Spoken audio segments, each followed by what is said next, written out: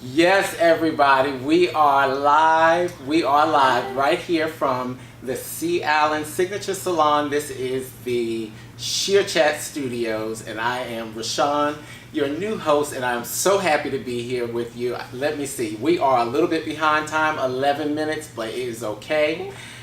We had some technical difficulties, but this is the first show, so I'm really excited. Yes, me too. I'm very excited. So, again, my name is Rashan, and I am so happy to have you all here. This is my guest for our inaugural show, Angela Renee. This is my good girlfriend. I was so happy to have her here. Just so happy to have her be my first guest. Yes, it's so exciting. I'm so proud of you, Rashan, for even doing this. Thank you very much. Thank you. So I had a format, and I think I'm going to deviate from that script a little bit, but I want you to tell us a little bit about yourself before we get started, because we got some things that we're going to talk about tonight. Okay. So, like I said, this is Angela Renee. She is a salon owner. So first, let me tell you what the premise of the show is. Okay. Well, first, let me go back a little further than that. So the reason why I decided to do this show is because I have been on other people's shows, and I thoroughly, immensely enjoyed it. Okay. I have immensely enjoyed it. First of all, I have a lot to say all the time, and I love when people listen. Yes. So I said, why not do a show of my own?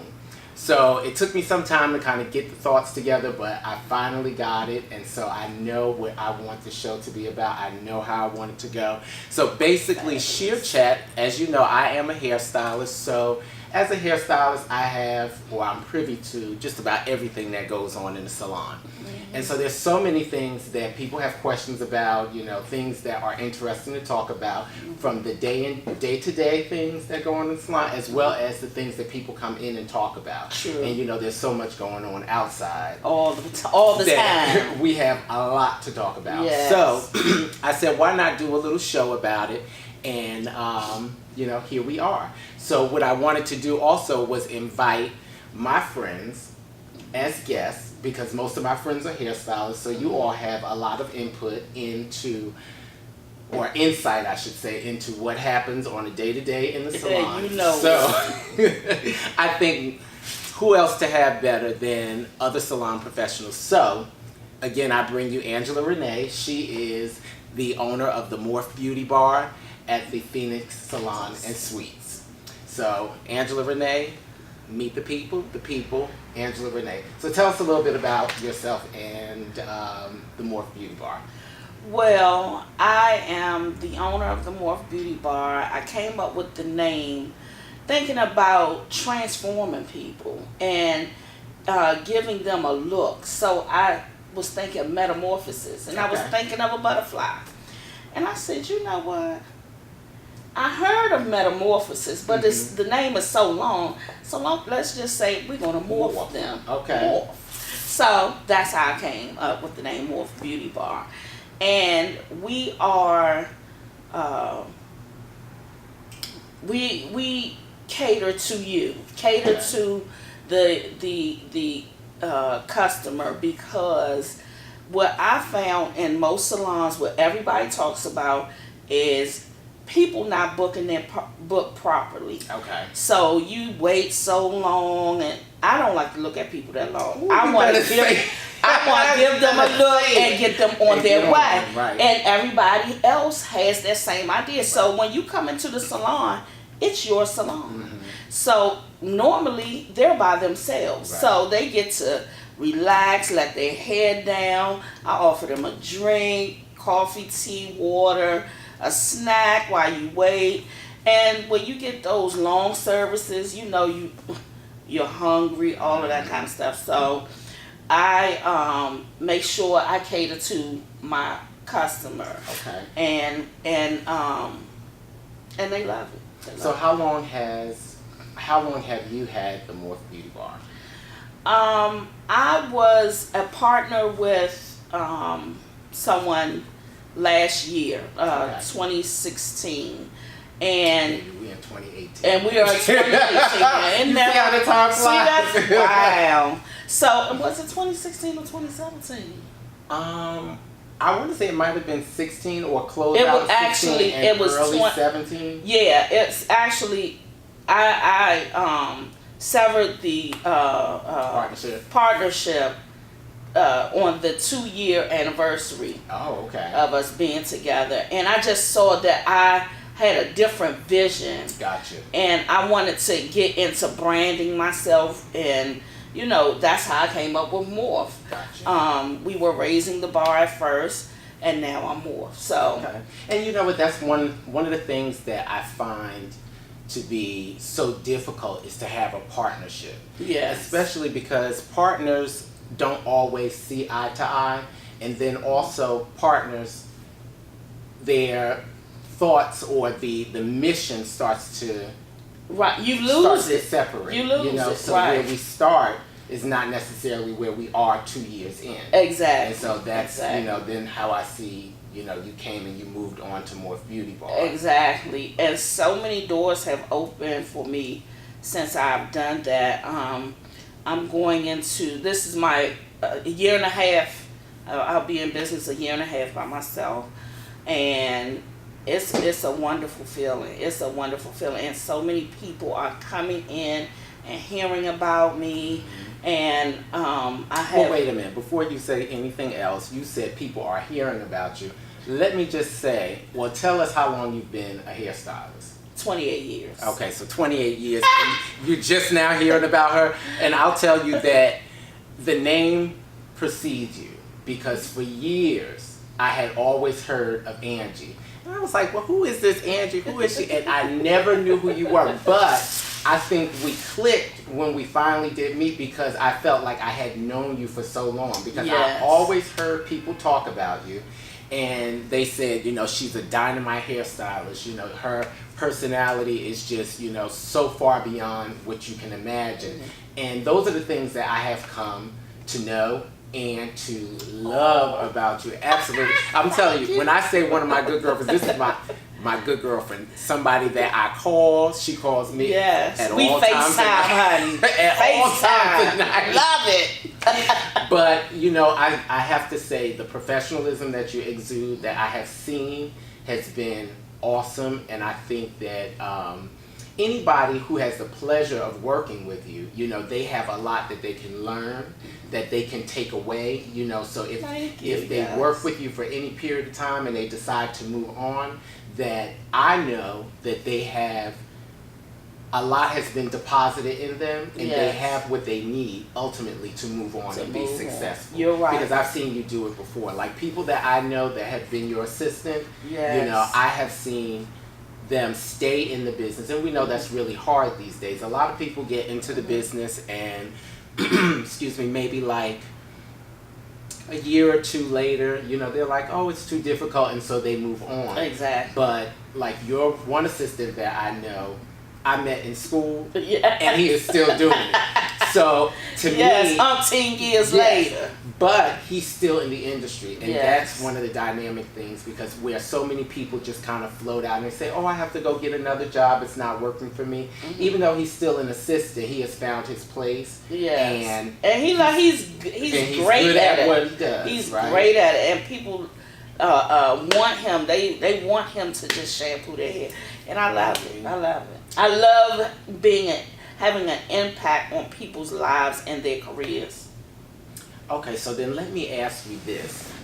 Now we talked about, I mentioned people transitioning to other other positions, other jobs, and things like that. So what changes have you seen in the industry that have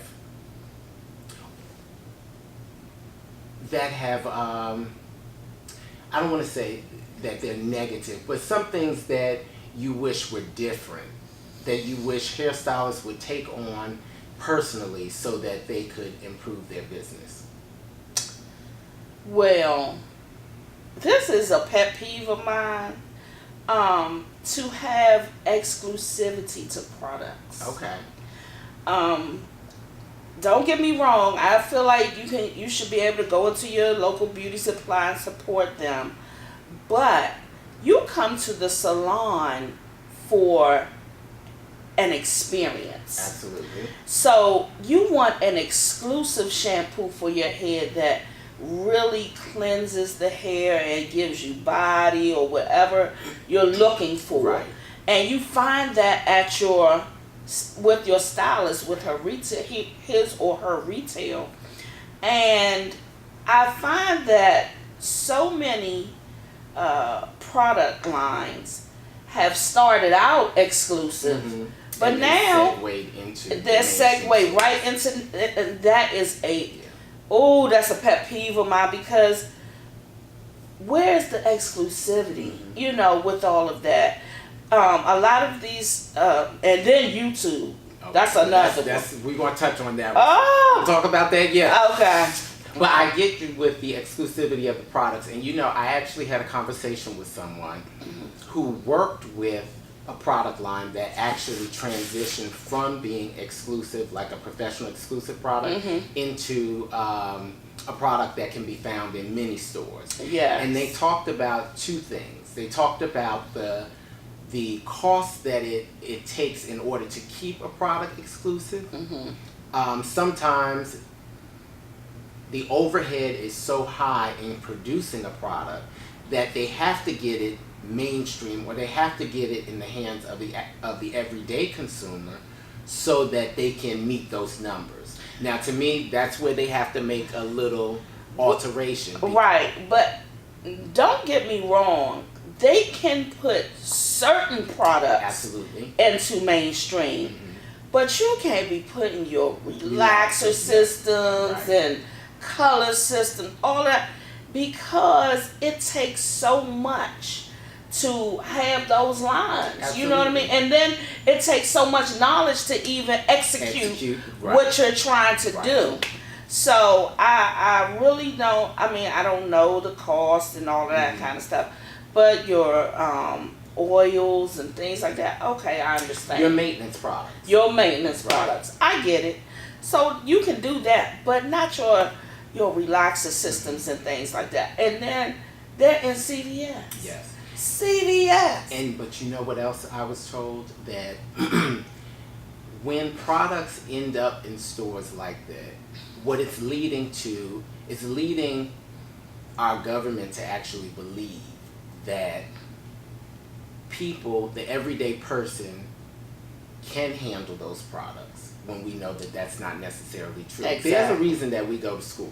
Exactly. There's a reason that we study the way we anatomy, do in order chemistry, to be able to pass the state board. Yes, all those all things. Of that. So, there's knowledge that we have behind the use of those products that the everyday consumer does not have. And that is, also unfortunately where YouTube creeps in. Yes. You have so many people that they have their own ideas, or they come up with these theories and these thoughts, and they put them on YouTube, passing them off as fact. And one of the things that I find, and I always say they have to forgive me, but my clients, when they come in and say, "Oh, this is what I saw on YouTube," I'll be like, "Baby, if you wanted YouTube, why are you here? Why?" But I also know that because YouTube is that access point, I also let them know it's fine to watch the stuff, but make sure you consult your professional. Exactly. Make sure you call me and you ask me before you go ahead and do something that you saw on YouTube. Like, I love to watch the video of the young lady who was curling her hair with the wand. And so she curled her hair with the wand, and she waited, she started counting, and that hair just snapped off. Right on the hole. And you wonder, why did that happen? Exactly. But she was an untrained person utilizing product and an instrument. She had no idea. She had no idea what it was going to do. So, we're going to go back to YouTube a little later, but what would you say to somebody who aspires to be in the industry? Someone who aspires to be in the industry. It's funny that you said that, because someone just came to me. Okay. And they're interested in getting into the industry. So I always mention the award-winning Bennett Career Institute, because that is you give a great foundation for what is to come. Okay. And that's the first place I would send them. Well, that's the first place I do send them. And you get all kinds of hair. You know, you do, as Mr. Wills would say, Malaysian, persuasion, and all of that kind of stuff. Malaysian, Blasian, Caucasian, all of them. We do get a little bit of everything that comes through the door, yes. which is something that I think it's one of the great things about the school, because it is that access point for information, but also for you to touch all different textures of hair, so that there's a level of familiarity, so that when you do graduate and you do move on to the salon, you really should not have a fear. Like, I remember when I was going to beauty school, now this is some years ago, I think I was in beauty school in like 2005. Oh, so all right. Exactly. But there was a fear that I had of doing straight hair clients, and it was because I really did not have the experience. At that time, we didn't have many people with straight hair walking through the doors. So I was used to dealing with hair that had weight, you know, that was more coarse. But when it came to the hair that was just straight, and I don't want to say limp, but you know, it didn't have as much body to it. Right. I didn't know what to do with it. Right. And I was like, you know, I don't know what to do with this. Right. But thank goodness that when I went back, when I graduated cosmetology, I went back to do my manager's course. And with the manager's course, it not only gave me the information that I needed to be able to run a salon, but I also used that as an opportunity to go back and become more confident. So when I was in beauty school, I was very scared. I was scared of the clients, because I didn't, and overall, I think like with a lot of things in life, I was just scared of messing up, you know, and so. But that's the thing. Mess up in school. And that's what I was about to say. Mess up in school. It took me to graduate to understand that this is the ground to make your errors, because there's always professionals with us that can help correct those errors. So that's what happened when I went back for the managers. I was all in. So any and everything that I could do, I did at that point, because I was like, I knew I had qualified instructors to get me out of anything that I got into, unless I just cut somebody's hair off. And that's another thing. Bennett has great instructors from Dr. Branch, Miss Wilson, Miss Arnold, even Miss Alexander. You know, they've been in this industry for so long, and they have seen it all. Right. So it behooves you to listen to these people, and you know, you might not like certain things, but that's okay. You have to put everything to the side and say, you know what, I'm here to learn and get what you came to get. You know what, I liken it to when people come to my office and talk about things that happen. I liken it to everyday school. I said, when you went to grammar school, you didn't like everything that your teachers made you do. When you went to high school, you didn't like everything then. Any level of schooling is like that. Currently, I'm in school. I don't like everything that I have to do. But I know that once I'm finished, you know, I'm going to have a strong foundation to go on and do other things. And beauty school is the same way, beauty and barbering school. So Bennett Career Institute does have several programs. They have cosmetology, they have the managers and instructors, which Angie, she just finished her instructor's course, so she is going to be a teacher soon. We have barbering, we have makeup artistry, and we now have aesthetics. So with all those various programs that we have there, I know that when people come in, they are setting themselves up. As long as they kind of adhere to what they're supposed to, they're setting themselves up for a successful future. You know, personally, I never thought that I would be a hairstylist. It was like one of the furthest things from my mind. But that's one of the great things that I look back and say, I was in school 2005, I got my license in 2006, so I've been licensed for 12 years. I would have never thought 12 years later. You still doing it. That is amazing. It's absolutely amazing. Just think, 28 years ago. 28 years. I can't even believe I'm saying that. 28 years ago. What? I was in school. And back then they had vocational schools. So I had just graduated from Archbishop Carroll. I was currently enrolled in Howard University. And then I went to Birdie Career Center, and they no longer have it. my kit, I laugh all the time. My kit back then was $250. Wow. And I had to pay nothing else. $250. See, and you have built a successful career on $250. Thank you.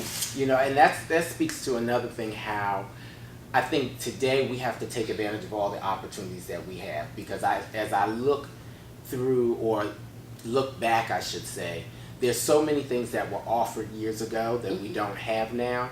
So, Right. and I can only see that the future is going to be the same way. Things that we have now, we will not have 10 years from now. Exactly. So it's, you know, important for people who want to have successful futures to be able to move forward, that they take advantage of the opportunities now. Yes. You know, and I think Yes. that's one of the great things that we do at the school. So many various things. So it shows people that you don't just have to stand behind the chair to do, you know, to be in this industry. There's so many things. It's a vast beyond it that you can beyond the chair that you can do. And I really saw that when I went back for my instructor's course.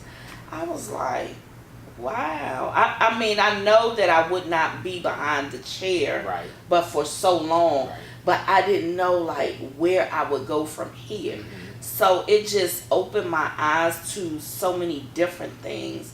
And I'm just so glad that I sacrificed my time Right. to go, because now doors are flying open. Right. And it is a sacrifice because, like we say, you are a hairstylist. You have a book of clients that expect you to be at work every day at a certain time.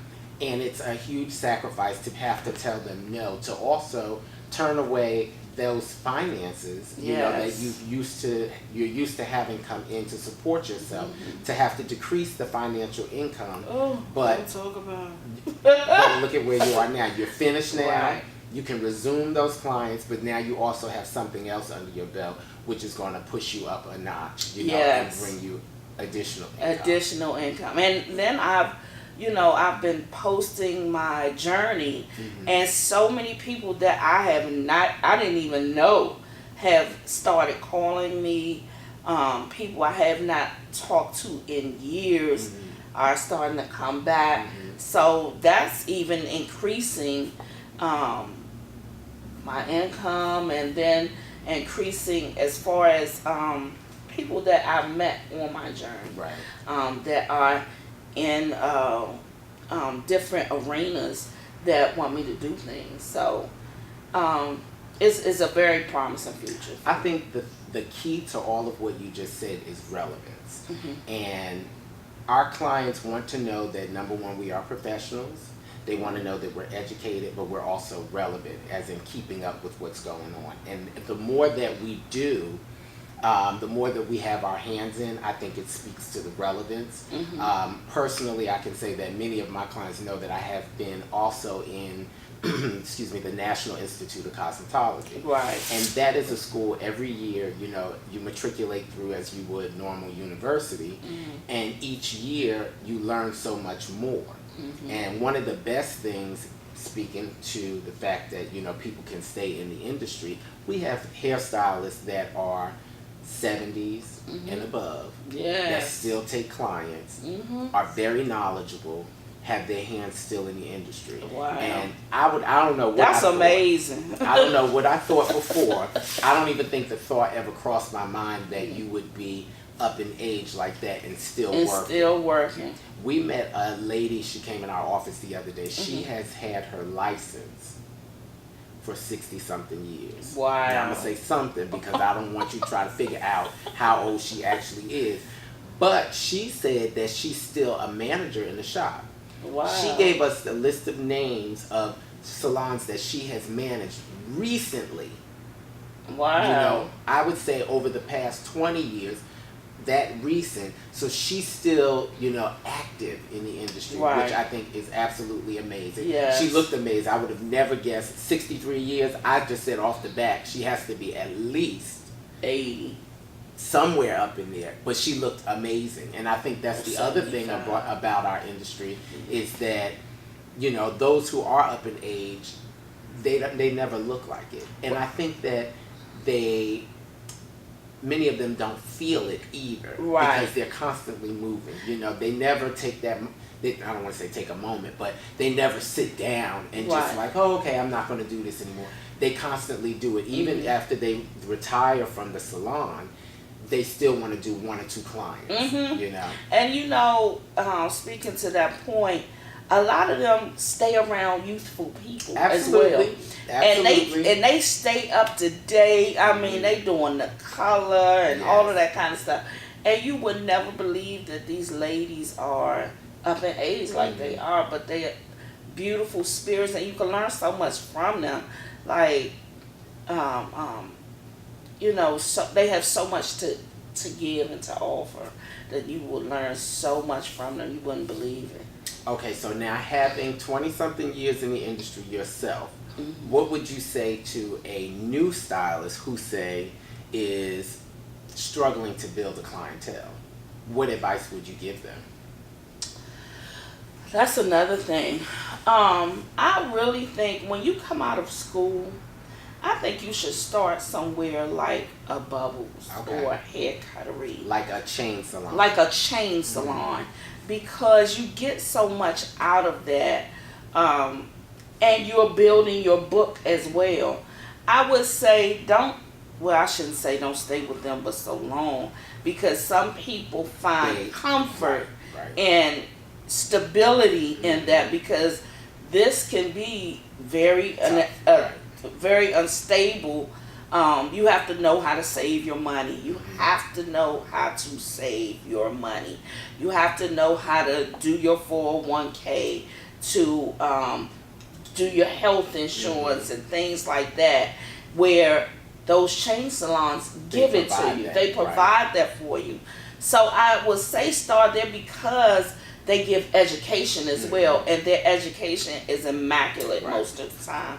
And you always want to keep your education going. Don't just because you have your cosmetology license, that's the trap. Does that mean that you know all to be all and your gift is all you have? No.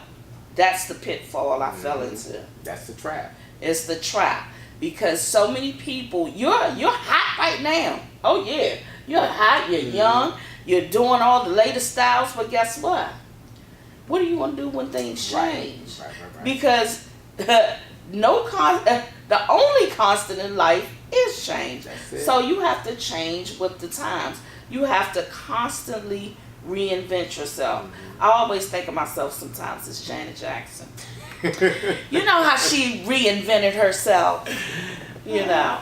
So I have to reinvent myself to I don't necessarily have to act like the younger folk, but I could be my own different type of person where you're still being true to you.